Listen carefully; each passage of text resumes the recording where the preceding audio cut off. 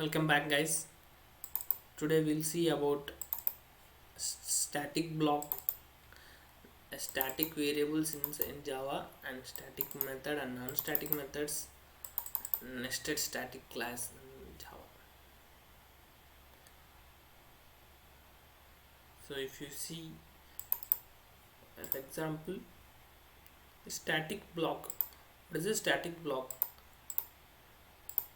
A static block in Java is especially to load the member variables of a static member variables of a class. It is used. This block gets executed when the class is loaded into the memory. Here if you see, we defined only one static block, whereas we can have a multiple static block inside a class.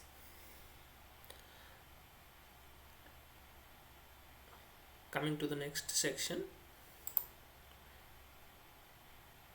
we have a static variables. So if you see here, a static variable is declared in the class, and a non-static variable declared also is declared in the class. So what is the difference between a static variable and non-static variable?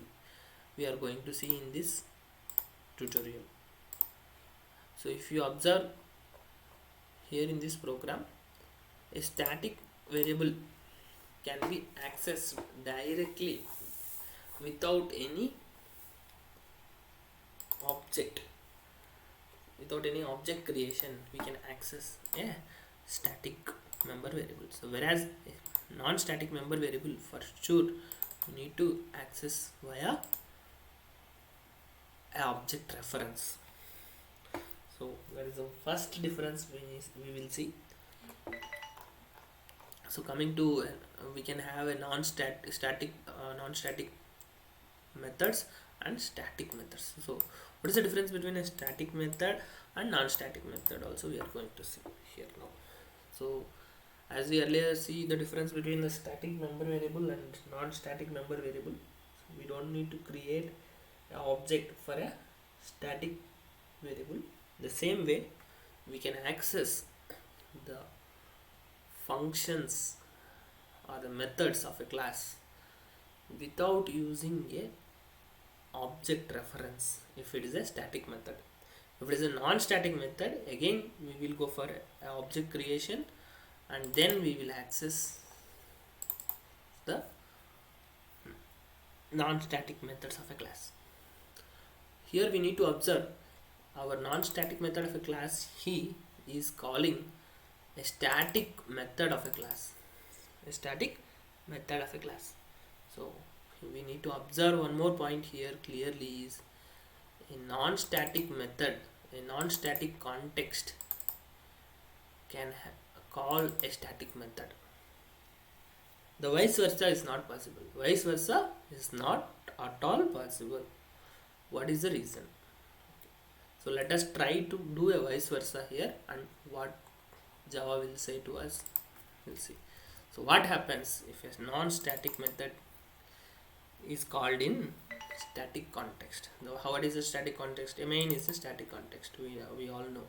So we'll try to access a non-static context in a static context. So what will the error? Cannot make a static reference to the non-static method he. So we can't access a non-static method inside a static method, but the vice versa is possible. So coming to this example, if we run this example, we'll see what is happening.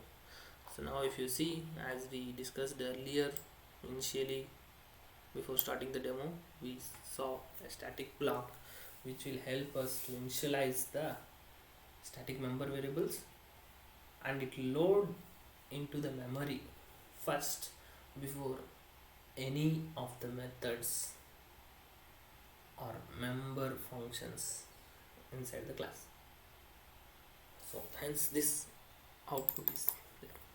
So coming to the next set of output, as we discussed, a static member variable is being accessed without using an object. Coming to next set of output, say we are accessing a non-static variable of a class using a object reference.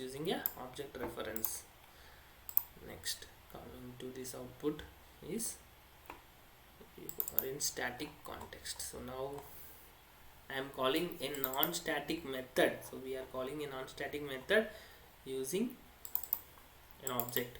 This non-static method calling my static context. So the output is here it is calling a hello world. Here the output is static context. So it is matching with this. So you are into non-static context. Anyway, after executing a static method, the immediate output is you are in non-static context.